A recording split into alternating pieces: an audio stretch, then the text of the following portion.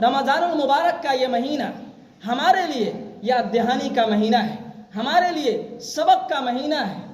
اللہ تعالیٰ انسانوں کو یہ یاد دلاتا ہے، اور اللہ کے رسول صلی اللہ علیہ وسلم کے ذریعے سے انسانوں کو یہ یاد دلایا گیا کہ 11 مہینے جو تم نے غفلت میں گزاری، 11 مہینے جو تم نے اللہ سے دور رہ کر زندگی گزاری، 11 مہینے جو تم نے شریعت سے رشتہ توڑ کر زندگی گزاری، 11 مہینے تم نے اللہ کے حکم کو چھوڑ کر جو زندگی گزاری،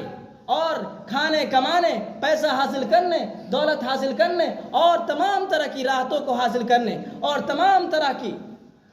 آسانیوں کو حاصل کرنے میں جو 11 مہینے تم نے زندگی گزاری، کم سے کم 1 مہینہ اللہ کی شریعت کے مطابق، اللہ کے دین کے مطابق، نبی کے طریقے کے مطابق، نبی کی سنتوں کے مطابق گزار لو۔ کیا یہ کام آسان نہیں کہ 11 مہینے ہم اپنے منمانی زندگی گزاریں اور 1 مہینہ صرف اللہ کے حکم کے مطابق، اللہ رب العزت کے اشارے کے مطابق، رسول اللہ صلی اللہ علیہ وسلم کے طریقے کے مطابق گزار سکیں؟ یہ سودا بہت سستا ہے، اس لیے اس بات کو خوب اچھی طرح سمجھ لیجئے اور اس بات کو اپنے ذہن و دماغ میں بیٹھا لیجئے کہ مقصد کو حاصل کرنے والا ہی اس دنیا میں اور آخرت میں کامیاب ہوگا، اور مقصد کی طرف جو آگے بڑھتا ہے اور مقصد کی طرف جو قدم بڑھاتا ہے وہی کامیاب ہوتا ہے۔ اس لیے اس مقصد کو سمجھیے کہ ہم کو اس دنیا میں کیوں بھیجا گیا۔ جو مقصد کو آگے رکھتا ہے اس کے پیچھے ضروریات جو ہوتی ہیں وہ خود بخود پوری ہونے لگتی ہے۔ جو گائے کو اس نیت سے خریدے کہ ہم اس کے ذریعے سے دودھ حاصل کریں گے، تو اس کے ذریعے، اس کی وجہ سے اس کو اور بہت ساری چیزیں اور بہت سارے نفع اس گائے کے ذریعے سے حاصل ہو جاتی ہے۔ اس لیے اللہ کے حکم کو سمجھیے، اور اللہ رب العزت نے فرمایا یا ایھا الذین آمنوا کتب علیکم الصیام کما کتب علی الذین من قبلکم لعلکم تتقون۔ اللہ رب العزت نے اس آیت کریمہ کے ذریعے سے اہل ایمان کو مخاطب کیا ہے اور اہل ایمان کو متوجہ کیا ہے، اور سب سے جو اللہ کے نزدیک اہل ایمان کی سب سے قیمتی جو صفت ہو سکتی ہے اور سب سے جو بہتر نام ہو سکتا ہے، سب سے بہتر جو لقب ہو سکتا ہے اللہ کے نزدیک ایک مسلمان کی، اس لقب کے ذریعے سے اللہ نے ہمیں پکارا کہ اے وہ لوگوں جو ایمان لا چکے ہو، یعنی جنہوں نے اپنی پوری زندگی اور اپنا پورا وجود اللہ کے حکم کے مطابق زندگی گزارنے کا فیصلہ کر لیا ہے۔ اس نام کے ذریعے سے اللہ نے ان کو مخاطب کیا ہے کہ جنہوں نے اللہ کی شریعت کے مطابق زندگی گزارنے کا فیصلہ کر لیا ہے، نبی کے طریقے کے مطابق زندگی گزارنے کا فیصلہ کر لیا ہے۔ اس لقب کے ذریعے سے اللہ تعالیٰ اہل ایمان کو اپنے سے قریب لانا چاہتا ہے۔ اس صفت کو بیان کر کے اللہ تعالیٰ اہل ایمان کو اپنے سے قریب لانا چاہتا ہے کہ جب انسان کسی کو اچھے نام سے پکارتا ہے، چاہے اس کے اندر 1000 برائیاں ہوں، 1000 کمیاں ہوں، لیکن جب آپ سامنے والے کو اچھے نام سے پکاریں گے تو آپ کی طرف متوجہ ہوگا اور یہ سمجھے گا کہ اس کے دل میں ہمارے لیے جگہ ہے، تبھی تو یہ ہمیں اچھے نام سے پکار رہا ہے۔ بالکل یہی اللہ رب العزت نے اسی چیز کو اس آیت کے ذریعے سے بیان کیا، یا ایھا الذین آمنوا، کہ اے وہ لوگ جو ایمان لا چکے ہو، جنہوں نے اس کا فیصلہ کر لیا ہے کہ ہم اللہ کے مطابق زندگی گزاریں گے۔ قل ان صلاتی ونسکی ومحیای ومماتی للہ، جنہوں نے اس بات کا اعلان کیا کہ میری نماز، میرا روزہ، میری زندگی، میرا جینا، میرا مرنا سب کچھ اللہ کے لیے ہے، اس اللہ کا کوئی شریک نہیں۔ جنہوں نے اس کا فیصلہ کر لیا، اس صفت کے ذریعے سے اللہ اہل ایمان کو مخاطب کرنا چاہتا ہے، اور اس لیے مخاطب کرنا چاہتا ہے اس اچھی صفت کے ذریعے سے، اس لیے کہ اس کے بعد جو حکم دینے والا تھا وہ بڑا مشکل کام تھا۔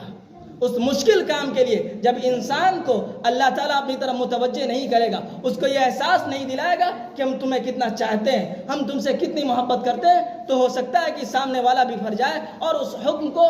قبول کرنے سے اور اس کو تسلیم کرنے سے انکار کر بیٹھے۔ یا ایھا الذین آمنوا کتب علیکم الصیام کما کتب علی الذین من قبلکم۔ پھر دوسری جو صفت اور جو دوسرا حکم اللہ تعالیٰ نے اس آیت کے ٹکڑے میں بیان کیا کہ کتب علیکم الصیام، تم پر روزے فرض کیے جا رہے ہیں جس طرح تم سے پہلے امتوں پر فرض کیے گئے تھے۔ اس آیت کے اندر بھی، آیت کے اس ٹکڑے کے اندر بھی اللہ تعالیٰ نے حکمت سے اور نہایت حکمت سے کام لیا کہ اے اہل ایمان، اے مسلمانوں، اے مومنوں، یہ مت سمجھنا کہ اتنا مشکل کام اور اتنا مشکل حکم صرف تمہیں کو دیا جا رہا ہے، بلکہ تم سے پہلی امتوں میں یہ لوگ اس کام کو کر چکے ہیں۔ تم سے پہلی امتوں کے لوگوں نے روزے رکھ کر دکھائے ہیں۔ اس لیے یہ مت سمجھنا کہ اللہ تعالیٰ تمہیں آزمائش میں ڈالنا چاہتا ہے، اللہ تعالیٰ تمہارا امتحان لینا چاہتا ہے۔ اس آیت کے ذریعے سے اللہ تعالیٰ نے اہل ایمان کے دل کو مضبوط کیا ہے اور اس حکم پر جمنے کے لیے ان کے دل کو تیار کیا اور آمادہ کیا ہے۔ اب سوچئے کہ اس آیت کا ایک ایک ٹکڑا کتنا قیمتی ہے کہ پہلے تو اہل ایمان کو اور مسلمانوں کو ایمان کی صفت سے مخاطب کیا، پھر اس کے بعد کہا کہ جو حکم دیا جا رہا ہے روزے کا، یہ مت سمجھنا کہ کوئی نیا حکم ہے اور صرف تمہیں پر اس بوجھ کو ڈالا جا رہا ہے۔ پھر اس کے بعد سے اس روزے کا مقصد بیان کیا، لعلکم تتقون، کہ اس روزے کا مقصد یہ ہے کہ تمہارے اندر تقوی کی صفت پیدا ہو جائے، تمہارے اندر اللہ کا خوف آ جائے، تمہارے اندر اللہ کا پاس و لحاظ آ جائے۔ اگر روزے کا یہ مقصد پورے رمضان المبارک روزہ رکھنے کے باوجود حاصل نہیں ہوا تو تم یہ سمجھنا کہ تمہارا روزہ بیکار ہے۔ اگر روزے کا مقصد تم نے حاصل نہیں کیا، تم نے یہ سمجھا کہ صرف بھوکے رہ جانا، پیاسے رہ جانا اور ادھر ادھر کی باتوں سے بچ جانا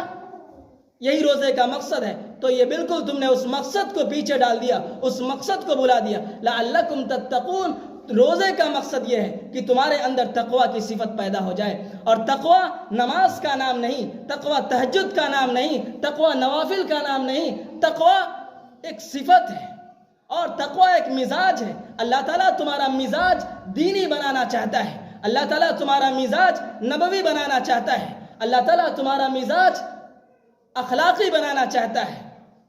تقوی مزاج کا نام ہے، تقوی صفت کا نام ہے، تقوی کسی ظاہری شکل و صورت کا نام نہیں۔ تقوی اللہ کا خوف تمہارے دل میں آ جائے، تمہیں یہ احساس پیدا ہو جائے کہ اللہ تعالیٰ ہم سے کب کون سا کام پسند کرتا ہے، اللہ تعالیٰ ہم سے کب کس چیز کا مطالبہ کر رہا ہے، یہ تقوی کا مقصد ہے۔ اس لیے اس بات کو ذہن میں رکھیے کہ 11 مہینے ہم نے جو غفلت میں زندگی گزاری، کم سے کم اس ایک مہینے میں اللہ کو قریب کر سکیں اور خود اللہ سے قریب ہو سکیں اور اللہ کی رحمتوں کو اور اللہ کی عنایتوں کو، اس کی برکتوں کو حاصل کر سکیں۔